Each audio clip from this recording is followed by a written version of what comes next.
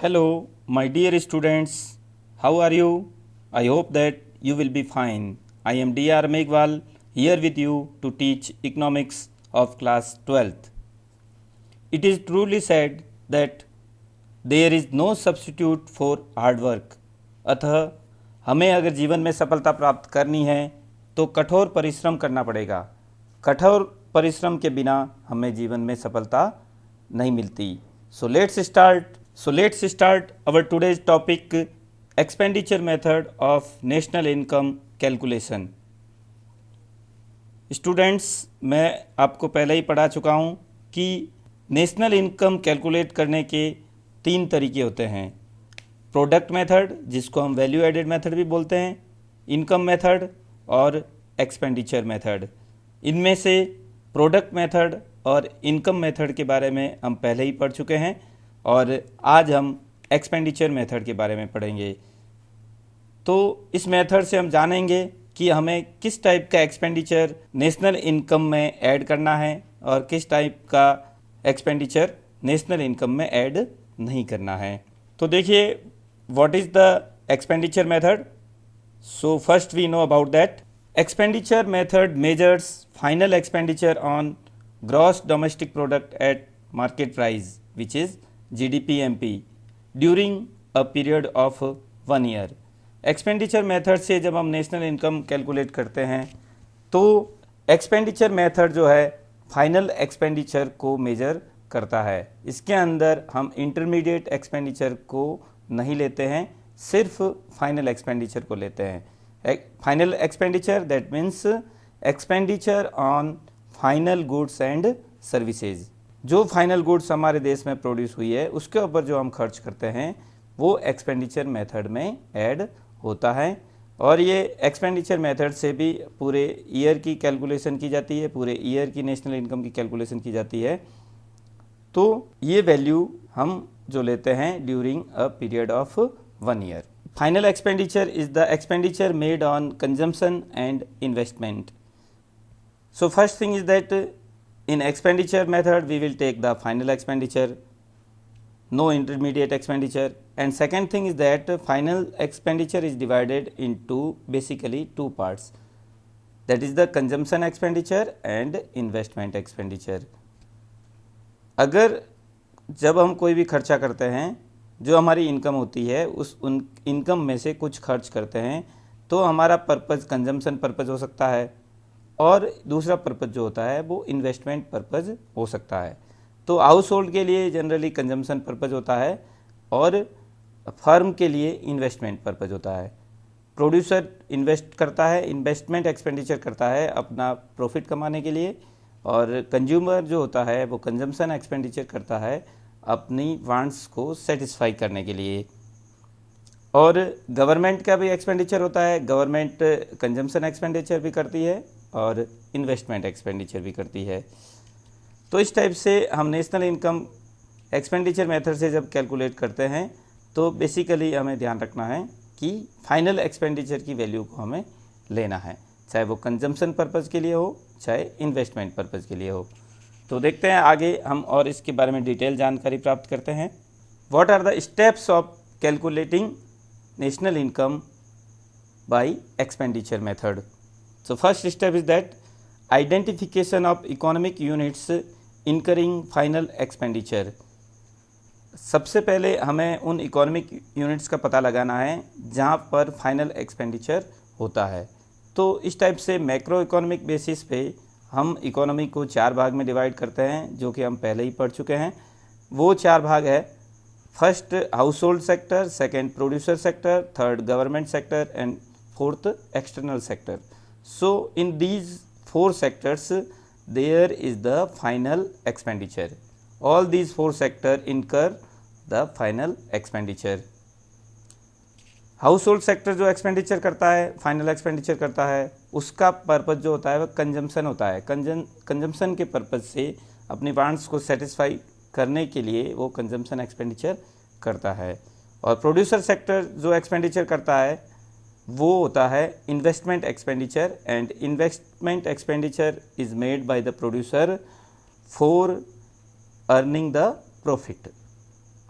and the major role of government sector is to maintain law in the country, to maintain rules and regulation in the country.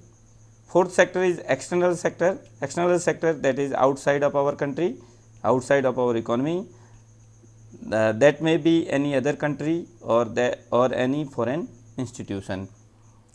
तो जो हमारी economy में production होता है उस production में से एक्सटर्नल सेक्टर भी उसको कंज्यूम कर सकता है, उसको यूज कर सकता है जब हम कोई चीज़ का एक्सपोर्ट करते हैं तब। तो इसमें हम एक्सटर्नल सेक्टर को भी लेते हैं, और अगर हम इंपोर्ट करते हैं तो हम एक्सटर्नल सेक्टर से गुड्स परचेज करते हैं या सर्विसेज परचेज करते हैं। तो इस टाइप से पूरी इकोनॉमी के अंदर जो एक्सपेंडिचर होता है वो उस एक्सपेंडिचर का लोकेशन हमें पता करना है, आइडेंटिफाई करना है कि एक्सपेंडिचर कहाँ पे होता है, और उन चारों सेक्टर में कहाँ कहाँ पर एक्सपेंडिचर होता है वो हम पता लगाएंगे, और इस टाइप से टोटल एक्सपेंडिचर करेंगे तो हमें जीडीपी एमपी की वैल्यू प्राप्त हो जाएगी। So next step is classifying final expenditure. After that we will classify the final expenditure. First, private final consumption expenditure. In first point, there is the consumption expenditure which is made by the private sector. The second point, government final consumption expenditure. So consumption expenditure has two parts, first private sector and second government sector. So government also do the final consumption.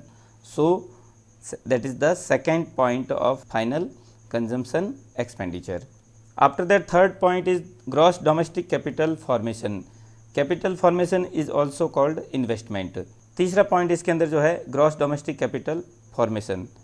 तो मैंने आपको बताया final expenditure को basically दो part में divide करते हैं, consumption expenditure और इन्वेस्टमेंट एक्सपेंडिचर। तो कंजम्पशन के दो पार्ट हो गए, एक तो प्राइवेट सेक्टर का कंजम्पशन एक्सपेंडिचर और पॉइंट बी में हो गया गवर्नमेंट सेक्टर का कंजम्पशन एक्सपेंडिचर। अब तीसरा पॉइंट जो है वो इन्वेस्टमेंट को बताता है, वो कैपिटल फॉर्मेशन का मतलब होता है इन्वेस्टमेंट। तो हमारी डोमेस्टिक इकोनॉमी में टोटल कितना कैपिटल फॉर्मेशन होता है वो सी पॉइंट में बताया गया है। अब पॉइंट सी के भी दो भाग किए हुए हैं, first gross domestic fixed capital formation and change in stock. अगर हम बोलते हैं कि ग्रॉस डोमेस्टिक कैपिटल फॉर्मेशन है तो उसके अंदर चेंज इन स्टॉक पहले से जुड़ा हुआ है, और अगर हम बोलते हैं gross domestic fixed capital formation तो अगर फिक्स्ड वर्ड जुड़ा हुआ है तो इसका मतलब इसके अंदर चेंज इन स्टॉक पहले से जुड़ा हुआ नहीं है। तो जब हम इन दोनों का टोटल करेंगे तभी हमारा टोटल इन्वेस्टमेंट आएगा। जनरली इसके दो पार्ट करने के पीछे रीज़न है कि इकोनॉमी में जो इन्वेस्टमेंट होता है वो एक प्रकार से gross domestic fixed capital formation होता है। जो मशीनरी परचेज की जाती है और मशीनरी के रूप में जो इन्वेस्टमेंट होता है वो gross domestic fixed capital formation होता है। अब कुछ प्रोडक्ट जो अनसोल्ड रह जाता है तो उसको हम इन्वेंट्री में रख देंगे, तो इन्वेंट्री में रखने से स्टॉक में चेंज आ जाएगा, और स्टॉक में चेंज आने की वजह से हमारा स्टॉक या बढ़ भी सकता है या फिर घट भी सकता है। स्टॉक अगर बढ़ रहा है तो इसका मतलब ये हुआ कि जो स्टॉक में रखा हुआ है सामान है वो भी हमारा एक प्रकार से असेट्स है, तो उसको भी हम इन्वेस्टमेंट की वैल्यू के अंदर काउंट करेंगे, क्योंकि जो प्रोडक्ट अनसोल्ड है, अनसोल्ड प्रोडक्ट की भी कुछ वैल्यू है, और वो वैल्यू अगर हम ले तो वो भी हमारे अगर वो अनसोल्ड नहीं रह करके सोल्ड हो जाता तो फिर उस जो पैसे हमें मिलते उसको हम इन्वेस्टमेंट में लगा सकते थे। इस वजह से जो अनसोल्ड प्रोडक्ट, जो स्टॉक के अंदर जो सामान रखा हुआ है वो भी हमारा इन्वेस्टमेंट का पार्ट है। तो इस वजह से total gross domestic fixed capital formation plus change in stock जब हम करेंगे तो ये total gross domestic capital formation हो जाएगा। Next fourth point, net export which is equal to exports minus import. Net export value जो हम ले रहे हैं, एक्सपोर्ट जो करेंगे, एक्सपोर्ट करने से हमें कुछ मनी फॉरेन एक्सचेंज रिसीव होगी, और इंपोर्ट करने से हमारा मनी फ्लो आउटसाइड हो जाएगा। एक्सपोर्ट करने से money flow inside the economy होगा और इंपोर्ट करने से money flow outside the economy होगा, तो एक्सपोर्ट करने से हमें प्रॉफिट होगा, तो इनकम जनरेट होगी, तो एक्सपोर्ट को इसके अंदर प्लस करना है और इंपोर्ट को इसके अंदर माइनस करना है।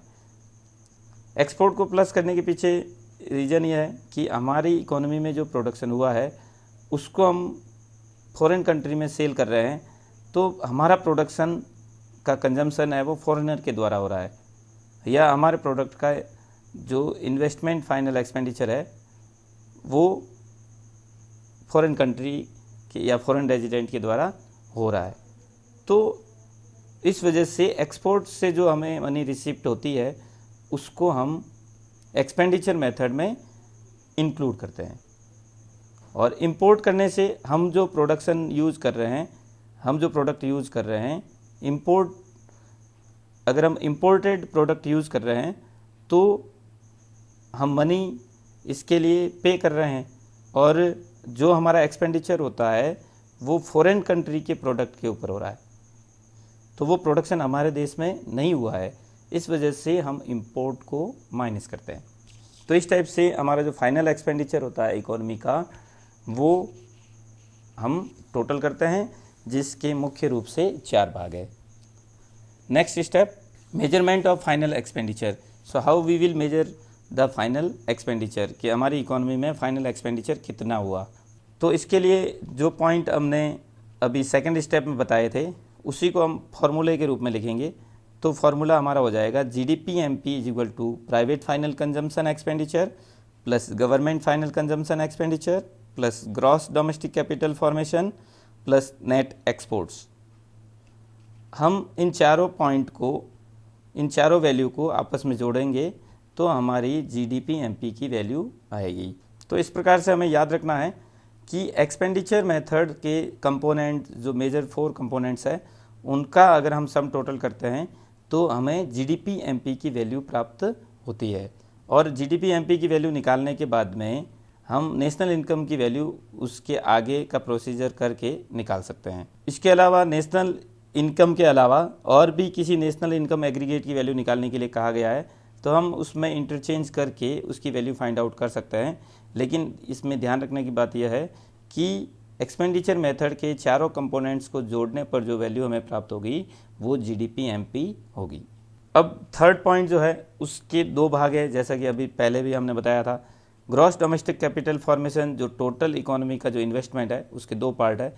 Gross domestic fixed capital formation मतलब मशीनरी के रूप में, टूल्स के रूप में, इक्विपमेंट्स के रूप में हमारे देश में कितना कैपिटल फॉर्मेशन हुआ, कितना इन्वेस्टमेंट हुआ, प्लस चेंज इन स्टॉक मतलब स्टॉक में हमने कितना रखा, एक पर्टिकुलर ईयर में हमने स्टॉक में अगर रखा है ज़्यादा, निकाला कम है, तो हमारा चेंज इन स्टॉक पॉजिटिव हो जाएगा।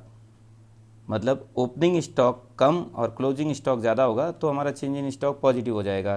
तो इसका मतलब कि उस साल हमने कुछ प्रोडक्ट है वो स्टॉक में रख दिए हैं, तो जो प्रोडक्ट स्टॉक में रख दिए हैं उसको भी हम इसके इन्वेस्टमेंट के अंदर प्लस करेंगे। तो इस टाइप से टोटल इन्वेस्टमेंट जो होगा एक प्रकार से मशीनरी का इन्वेस्टमेंट, इक्विपमेंट का इन्वेस्टमेंट, और इसके अलावा जो हमारी इन्वेंट्री के अंदर जो सामान रखा है हमने उस साल, वो भी हमारा एक प्रकार से इन्वेस्टमेंट है। तो इस टाइप से ये टोटल इन्वेस्टमेंट होगा। So clearly we can say that there are 2 parts of gross domestic capital formation. First, gross domestic fixed capital formation and the second is change in stock. अब हम इस फॉर्मूले को शॉर्ट में भी लिख सकते हैं, जैसा कि हम अगर प्राइवेट फाइनल कंजम्पशन को C से इंडिकेट करें, गवर्नमेंट फाइनल कंजम्पशन एक्सपेंडिचर को हम G से इंडिकेट करें, ग्रॉस डोमेस्टिक कैपिटल फॉर्मेशन को हम I से इंडिकेट करते हैं, और नेट एक्सपोर्ट को हम X माइनस M से इंडिकेट करें, तो GDP MP is equal to C plus I plus G plus X minus M। तो ये फॉर्मूले को याद रखने का एक शॉर्ट तरीका होगा। गवर्नमेंट फाइनल कंजम्पशन एक्सपेंडिचर को हमने G से शो किया है, तो ये समझने के लिए है, यहाँ पे हमने G से गवर्नमेंट के कंजम्पशन एक्सपेंडिचर को शो किया है, लेकिन रियल में गवर्नमेंट कंजम्पशन एक्सपेंडिचर के अलावा इन्वेस्टमेंट एक्सपेंडिचर भी करती है। तो इन्वेस्टमेंट एक्सपेंडिचर के लिए हमने गवर्नमेंट के लिए अलग से पॉइंट नहीं बनाया है।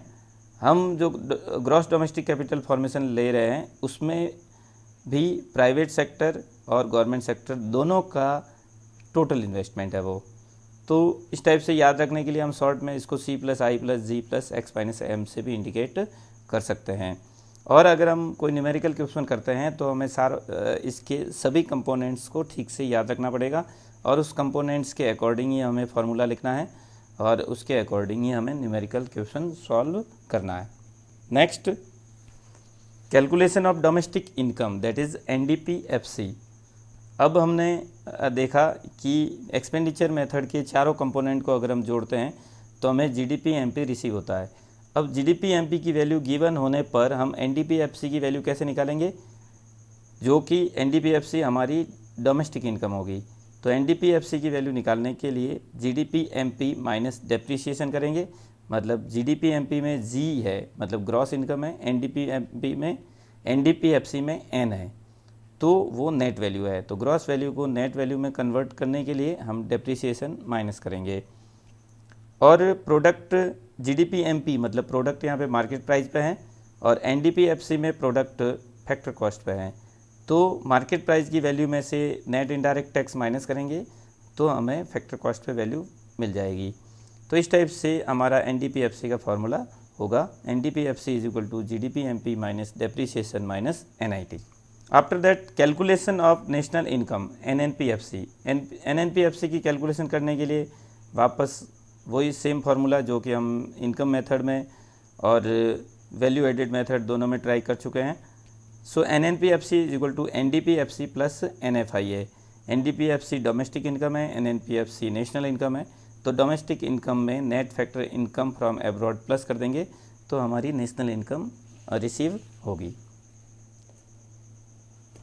So next, now we will do practice with the question. Question is that calculate gross domestic product at market price and B national income. So we are to find out GDP-MP, in point A GDP-MP and in point B NNP-FC. So values are given. Government final consumption expenditure 4,000 crore. Values are given in crores. Government final consumption expenditure 4,000, private final consumption expenditure 3,500, gross domestic capital formation 1,100, net exports 500, net factor income from abroad 100, net indirect taxes 300, subsidies 40, change in stock 80, consumption of fixed capital 120। तो अभी हम इस question को solve करेंगे। So first we will write that what is the given value. Given value is GFCE, that is 4,000. Government final consumption expenditure is here. GFC का मतलब है government final consumption expenditure जो कि 4,000 है। PFCE private final consumption expenditure 3,500। GDCF gross domestic capital formation 1,100। Net export 500। NFIA means net NFIA means net factor income from abroad, that is 100. NIT net indirect taxes, that is 300. Subsidies 40, change in stock 80 and depreciation which is also called consumption of fixed capital, that is 120। तो इस type से जो हमारे question में जो values दे रखी थी हमने वैल्यूज़ यहाँ पे लिख दी है। अब हम इसका सॉल्यूशन करेंगे तो सबसे पहले इसका फॉर्मूला लिखेंगे। जो फार्मूला हमने अभी स्टेप बाय स्टेप डिस्कस किया है। तो GDP-MP के लिए जो फार्मूला होता है पहले हमें GDP-MP निकालना है फिर NNP-FC निकालना है। तो GDP-FC के लिए जो फार्मूला होता है वो अभी हमने डिस्कस किया कि जितना भी टाइप का कंजम्पशन एक्सपेंडिचर है उसका अगर हम सम टोटल लेंगे तो जो एक्सपेंडिचर मेथड के जो मेजर 4 कंपोनेंट्स है उसको हम जोड़ेंगे, उसका हम सम टोटल लेंगे तो वैल्यू हमें मिलेगी, वो होगी GDP-MP। तो हमारा फार्मूला होगा GDP-MP is equal to PFCE private final consumption expenditure plus GFCE government final consumption expenditure plus GDCF gross domestic capital formation plus X minus M export minus import. तो ये formula हमारे पास है अभी। अब हम इसके अंदर जो हमारी गिवन वैल्यू है उसको पुट करेंगे। तो 3500 प्लस 4000 प्लस 1100 प्लस 500। PFCE की वैल्यू हम देख रहे हैं, गिवन है यहाँ पे 3500 है। GFCE की वैल्यू भी गिवन है, 4000 दे रखी है। GDCF की वैल्यू वो भी 1100 रुपये दे रखी है। X माइनस M मतलब नेट एक्सपोर्ट की वैल्यू 500 दी हुई है। तो इस टाइप से हम इन सबको जोड़ेंगे तो हमें टोटल वैल्यू मिलेगी। GDP MP की टोटल वैल्यू आएगी 9100। अब हमें निकालना है NNPFC। तो NNPFC के लिए फॉर्मूला लिखेंगे, NNPFC is equal to GDP MP minus depreciation minus NIT plus NFIA। तो इसमें फॉर्मूले को समझना है। NNPFC में नेट वैल्यू है, GDP MP में ग्रॉस वैल्यू है। तो ग्रॉस में से डेप्रीशिएशन माइनस करेंगे तो फिर हमें नेट वैल्यू प्राप्त हो जाएगी। GDP MP में डोमेस्टिक वैल्यू है और NNPFC में नेशनल वैल्यू है। तो डोमेस्टिक में NFIA जब हम प्लस करेंगे तो वैल्यू किस में हो जाएगी, नेशनल में हो जाएगी। GDP MP में प्रोडक्ट मार्केट प्राइस पे है और हमें फैक्टर कॉस्ट पे प्रोडक्ट निकालना है। तो मार्केट प्राइस से NIT माइनस करेंगे तो प्रोडक्ट हमें फैक्टर कॉस्ट पे प्राप्त हो जाएगा।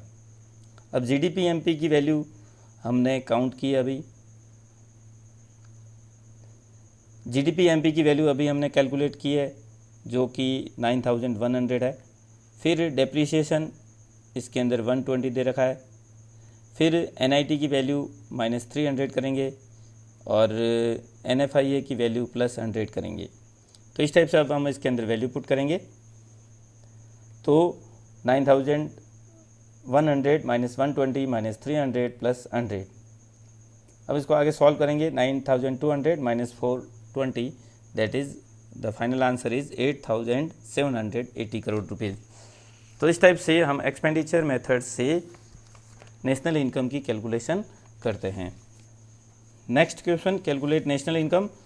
अभी हमें इसमें से नेशनल इनकम फाइंड आउट करनी है। फर्स्ट क्वेश्चन है, government final consumption expenditure that is 60 crore rupees, net imports 10 crore rupees, change in stock 5 crore rupees. तो सारी वैल्यू करोड्स में दे रखी है।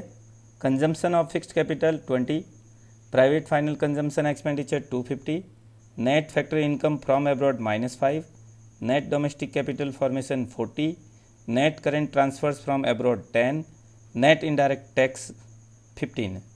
तो जो वैल्यू दे रखी है उसको फॉर्मूले में पुट करेंगे और इस टाइप से हम नेशनल इनकम की वैल्यू कैलकुलेट करेंगे।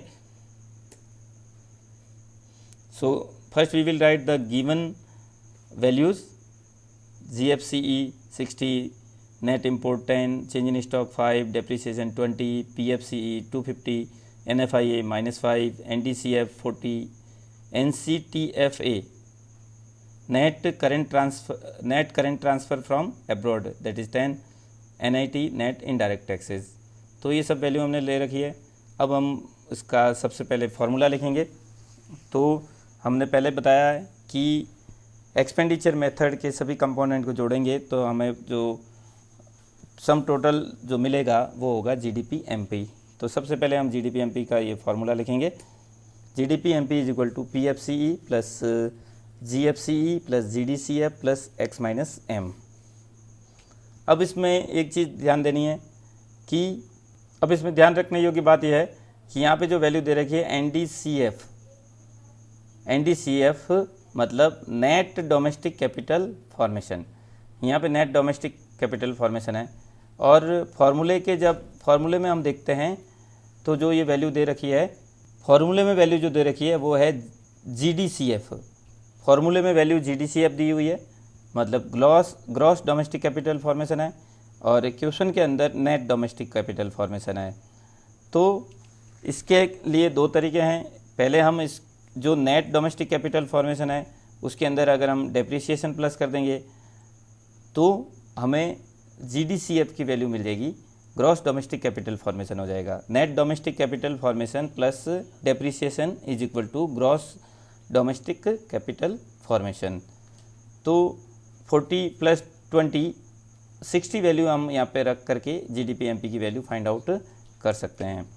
दूसरा तरीका यह है कि फाइनली हमें NNPFC की वैल्यू निकालना है। तो हम क्या करेंगे कि यहाँ पर क्वेश्चन के अंदर एनडीसीएफ की वैल्यू दे रखी है। क्वेश्चन में एनडीसीएफ की वैल्यू दे रखी है और फॉर्मूले में हमारे पास जीडीसीएफ है, ग्रॉस डोमेस्टिक कैपिटल फॉर्मेशन है। तो अगर हम फॉर्मूले में एनडीपीएमपी अगर फाइंड आउट करेंगे, क्योंकि ग्रॉस में से डेप्रिसिएशन माइनस करते हैं तो नेट आता है, और नेट वैल्यू हमें जो मिलेगी, तो ग्रॉस जीडीपीएमपी में भी अगर हम डेप्रिसिएशन माइनस करेंगे तो हमें नेट वैल्यू प्राप्त होगी, वो हो जाएगा एनडीपीएमपी। तो हम इस प्रकार से समझ सकते हैं कि इस फॉर्मूले में जीडीपीएमपी से भी हमने डेप्रिसिएशन माइनस कर दिया तो एनडीपीएमपी आ गया, इधर लेफ्ट साइड में एनडीपीएमपी आ गया, और राइट साइड में जीडीसीएफ जो है उसमें से भी अगर हम डेप्रिसिएशन माइनस करते हैं तो वो हो जाएगा एनडीसीएफ। तो जब हम जीडीसीएफ में से डेप्रिसिएशन माइनस कर देंगे तो हमें एनडीसीएफ की वैल्यू प्राप्त हो जाएगी। तो हम जीडीपीएमपी से भी डेप्रिसिएशन माइनस कर दिया तो एनडीपीएमपी हो गया, और इधर हमने जीडीसीएफ से भी डेप्रिसिएशन माइनस कर दिया तो एनडीसीएफ हो गया। अब हमारा ये नया फार्मूला बन गया कि नेट डोमेस्टिक कैपिटल फॉर्मेशन की वैल्यू अगर दी है तो हमारा सम टोटल जो आएगा वो एनडीपीएमपी आएगा, और ग्रॉस डोमेस्टिक कैपिटल फॉर्मेशन की वैल्यू अगर दी है तो हमें फार्मूला ये लिखना है जीडीपीएमपी इज इक्वल टू, और अगर क्वेश्चन में नेट डोमेस्टिक कैपिटल फॉर्मेशन की वैल्यू दी है तो हमें फार्मूला लिखना है एनडीपीएमपी का। तो अब हमारा नया फार्मूला हो गया NDPMP is equal to private final consumption expenditure plus government final consumption expenditure plus net domestic capital formation plus export minus import. तो अब जो वैल्यू इसके अंदर जो दी हुई है हम इसमें वैल्यू पुट करेंगे। पीएफसीई की वैल्यू 250 है, फिर जीएफसीई की वैल्यू 60 है, फिर एनडीसीएफ की वैल्यू 40 है, फिर X minus M net export होता है, और नेट इंपोर्ट जो होता है वो एम माइनस एक्स होता है। तो एम माइनस एक्स 10 है, तो एक्स माइनस एम जब उसको जस्ट अपोजिट करेंगे तो -10 हो जाएगा। मतलब कहने का मतलब है नेट इंपोर्ट की वैल्यू अगर +10 है तो नेट एक्सपोर्ट की वैल्यू -10 होगी। तो अब हमें x माइनस एम की जगह -10 वैल्यू पुट करना है। तो ये हो जाएगा 250 + 60 + 40 + -10। अब हम इसकी कैलकुलेशन करेंगे तो हमें एनडीपीएमपी की वैल्यू मिलेगी 340। अब हमें फाइनली एनएनपीएफसी की वैल्यू निकालना है, तो हम एनएनपीएफसी का फॉर्मूला लिखेंगे NNPFC is equal to NDPMP minus NIT plus NFIA. तो एनडीपीएमपी में डोमेस्टिक वैल्यू है तो डोमेस्टिक में एनएफआईए प्लस करेंगे तो नेशनल वैल्यू हो जाएगी। एनडीपीएमपी में मार्केट वैल्यू दे रखी है तो मार्केट वैल्यू में से एनआईटी माइनस करेंगे तो वैल्यू है वो फैक्टर कॉस्ट पे आ जाएगी। तो इस टाइप से हमें एनएनपीएफसी की वैल्यू प्राप्त हो जाएगी। अब हम वैल्यू पुट करेंगे। एनडीपीएमपी हमने पहले ही फाइंड आउट कर दिया है जो कि 340 है, एनआईटी की वैल्यू गिवन है जो कि 15 है, एनएफआईए की वैल्यू गिवन है जो कि -5 है। तो वैल्यू पुट करने के बाद में जब हम उसको कैलकुलेट करते हैं तो इसका फाइनली आंसर आता है 320 करोड़ रुपीज़। तो इस टाइप से हमने एक्सपेंडिचर मेथड के मेजर कंपोनेंट्स के बारे में पढ़ा, और इसके न्यूमेरिकल्स को किस टाइप से सॉल्व करते हैं वो भी हमने सीख लिया है। तो मैं आपसे एक्सपेक्ट करता हूँ कि आप भी इस टाइप के न्यूमेरिकल क्वेश्चन अपनी कॉपी में सॉल्व कर सको।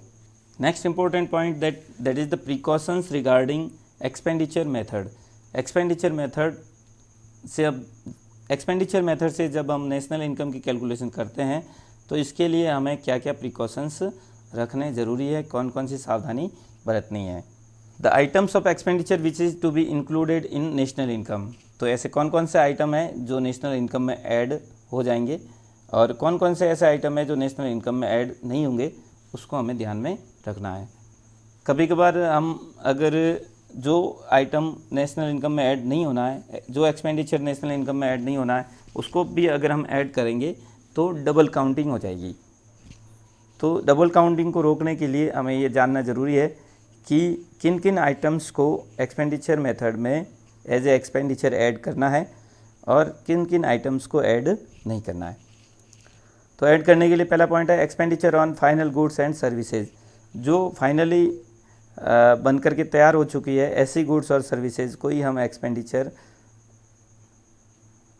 जो एक्सपेंडिचर हम फाइनल गुड्स और सर्विसेज पे करते हैं उसी एक्सपेंडिचर को हम नेशनल इनकम में ऐड करेंगे। अगर हमने इंटरमीडिएट गुड्स के ऊपर जो एक्सपेंडिचर किया है उसको अगर हम ऐड कर लेंगे तो फिर ये डबल काउंटिंग हो जाएगी।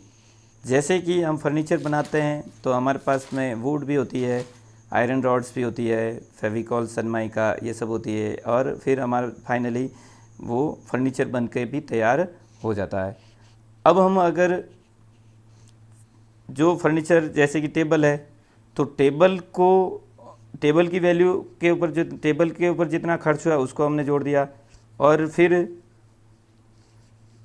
हमारे साथ कारपेंटर का जो खर्च हुआ, वुड के ऊपर कितना खर्च हुआ वो भी हमने जोड़ दिया, फिर सनमाइका के ऊपर कितना खर्च हुआ वो भी हमने जोड़ दिया, और आयरन रॉड्स के ऊपर कितना खर्च हुआ वो भी हमने जोड़ दिया।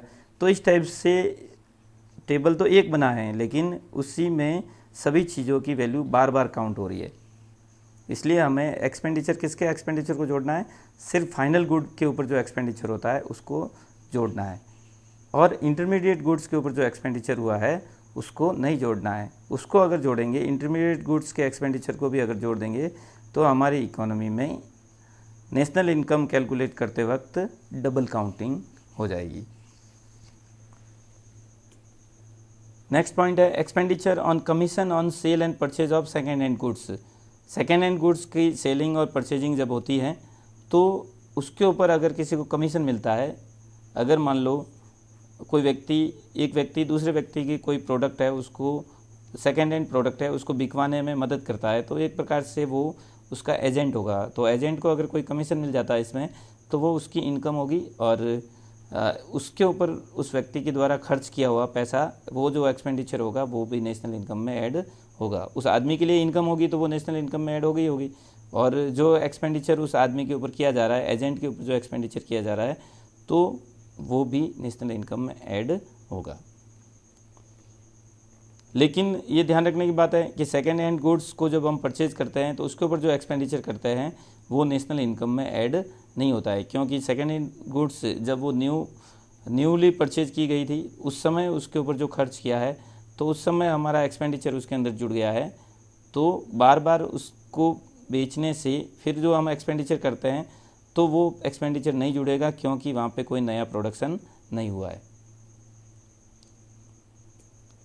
Third point, expenditure on brokerage on shares and bonds. Share और बॉन्ड अगर हम सेल और परचेज करते हैं तो उसमें ब्रोकर होते हैं, और ब्रोकर को जो कमीशन मिलता है वो उसकी इनकम होती है, तो वो नेशनल इनकम में जुड़ती है। इसी टाइप से ब्रोकर को अगर हम कमीशन दे रहे हैं तो हमारा जो एक्सपेंडिचर हो रहा है ब्रोकर को कमीशन देने में, तो वो हमारे नेशनल इनकम में ऐड होगा। ऐसा एक्सपेंडिचर नेशनल इनकम में ऐड होगा, क्योंकि ब्रोकर का कमीशन वो शेयर और बॉन्ड के अलावा है। शेयर और बॉन्ड की जो सेलिंग और परचेजिंग होती है उसके अलावा ब्रोकर का कमीशन है, और ब्रोकर की इनकम पूरी उसी कमीशन के ऊपर टिकी हुई है। तो एक प्रकार से ब्रोकर हमें एक सर्विस प्रोवाइड करता है, तो उस ब्रोकर की सर्विस के ऊपर जो एक्सपेंडिचर होता है, इस वजह से हम ब्रोकर के ऊपर किए गए एक्सपेंडिचर को नेशनल इनकम में जोड़ेंगे। Next, imputed expenditure on own account production, for example self consumption, owner occupied house. अगर हमारे सेल्फ कंजम्पशन के लिए हम प्रोडक्शन करते हैं तो हम इम्प्यूट करेंगे, हम ऐसे अनुमान लगाएंगे कि अगर यही प्रोडक्ट हम मार्केट से ख़रीदते तो कितना रुपया हमारा खर्च होता, तो उतनी इम्प्यूटेड वैल्यू हम उसके लिए सेल्फ कंजम्पशन वाले प्रोडक्शन के लिए लगाएंगे। अगर हम अपने ही घर के खुद के मकान में रह रहे, ओनर ऑक्यूपाइड हाउस है, मतलब अगर हम अपने ही खुद के मकान में रह रहे हैं तो हम ये एक वैल्यू इम्प्यूट करेंगे कि अगर हमने ये मकान किसी दूसरे को किराए पे दिया होता तो हमें कितना किराया मिलता, तो वो उतना इम्प्यूटेड एक्सपेंडिचर जो होगा वो हमारी नेशनल इनकम अकाउंटिंग में उसकी वैल्यू ऐड होगी। Next, the following items are not included. तो कौन से आइटम्स ऐसे हैं जो नेशनल इनकम में ऐड नहीं होंगे? किस टाइप के एक्सपेंडिचर को हम नेशनल इनकम की कैलकुलेशन में ऐड नहीं करेंगे?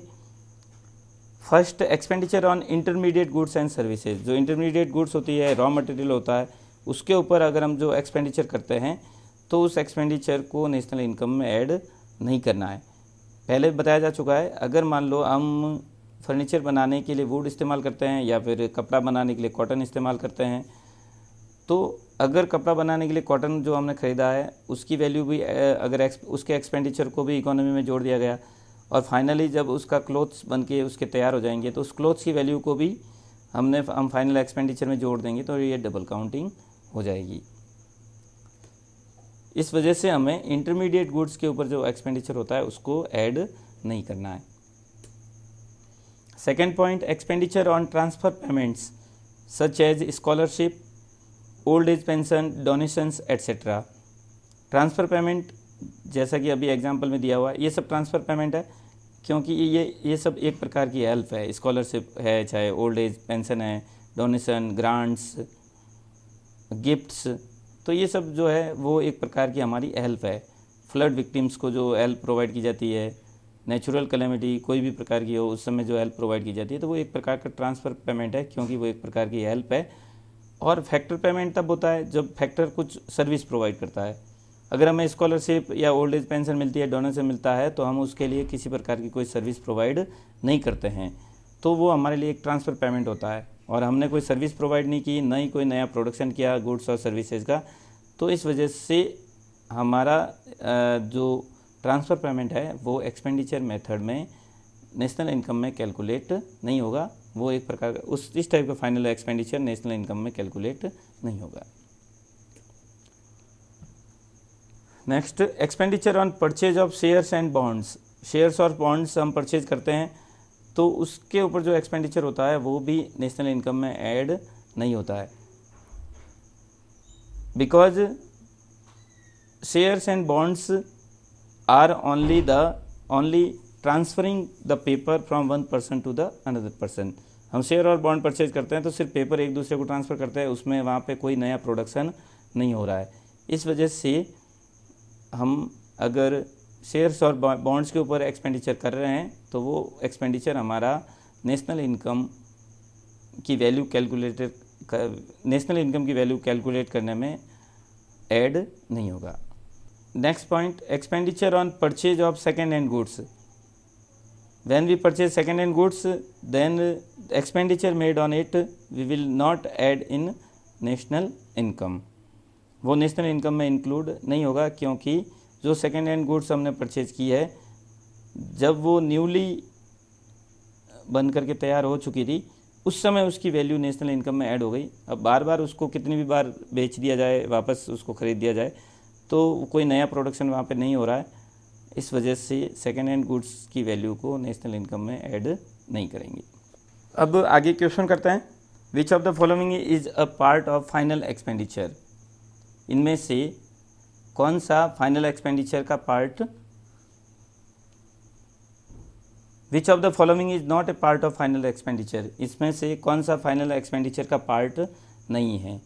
First, consumer goods purchased by the government. Government consumer goods purchase करती है। Consumer goods exported to rest of the world. Consumer goods दूसरे देश में एक्सपोर्ट की जाती है। Seeds purchased by the farmer. Farmer के द्वारा सीड्स परचेज किए जाते हैं। Government fixed investment expenditure. Government जो इन्वेस्टमेंट के ऊपर एक्सपेंडिचर करती है। तो इसके अंदर हम देखते हैं सी पॉइंट सही होगा क्योंकि सी पॉइंट में देख रहे हैं इंटरमीडिएट एक्सपेंडिचर हो रहा है वहाँ पे। सीड्स एक प्रकार से रॉ मटेरियल है, तो वो रॉ मटेरियल के ऊपर किया गया एक्सपेंडिचर हमारा नेशनल इनकम में ऐड नहीं होता है। वो एक प्रकार का फाइनल एक्सपेंडिचर नहीं है, वो इंटरमीडिएट एक्सपेंडिचर है। तो अभी सो जाना, यहाँ पे मेरा तो हो गया पूरा, बस थोड़ा सा ही है, बस एक दो क्वेश्चन और है। 3 मिनट और लगेंगे, अभी तो पूरा भी हो जाता। नेक्स्ट क्वेश्चन करते हैं, which of the following is not an element of final expenditure. इसमें से कौन सा एलिमेंट ऐसा है जो फाइनल एक्सपेंडिचर नहीं है। A, household expenditure on food, food के ऊपर जो हम एक्सपेंडिचर करते हैं।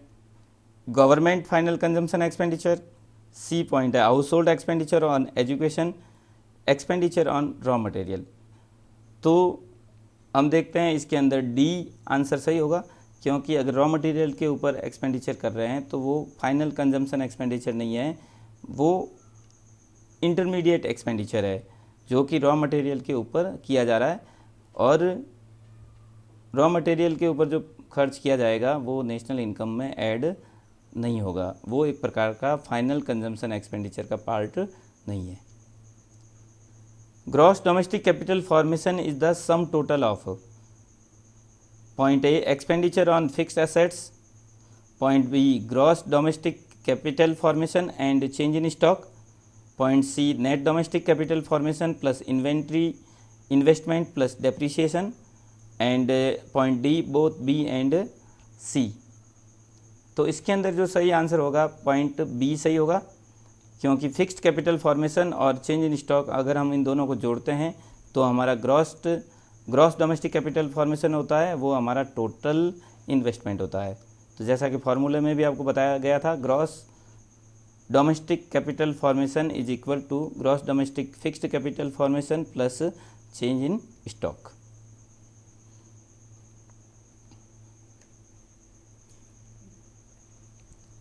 नेक्स्ट क्वेश्चन है, जो अभी आपको एक्सपेंडिचर मेथड्स से हमें नेशनल इनकम की कैलकुलेशन करना है, तो हम किस टाइप से फार्मूला लगाकर उसकी न्यूमेरिकल वैल्यू पुट करके किस टाइप से उसकी फाइनल वैल्यू निकालेंगे नेशनल इनकम की। तो अभी मैंने आपको 2 क्वेश्चन करके दिखाए थे, तो ये क्वेश्चन आपके लिए है, आपको करना है। अभी आप इसका स्क्रीनशॉट लीजिए और स्क्रीनशॉट ले करके आपको इस क्वेश्चन को सॉल्व करना है, व्हाट्सएप पे भेजना है। नेक्स्ट एक क्वेश्चन और है, इसका भी आपको स्क्रीनशॉट लेना है और इसके अंदर आपको GDP at market price find out करना है और वैल्यूज़ पुट करके सही फार्मूला लगा करके, जैसा कि आपको इस वीडियो में बताया गया है उसी के अनुसार आपको ये करके दिखाना है। आप कमेंट बॉक्स में कमेंट भी कर सकते हैं और पर्सनली मुझे व्हाट्सएप भी कर सकते हैं। Thank you very much for watching this video. I hope that you enjoyed my class and you have understood many things from my class, so thank you once again। अगर आपको ये video पसंद आया तो प्लीज़ इसको subscribe करें, like करें और शेयर करें।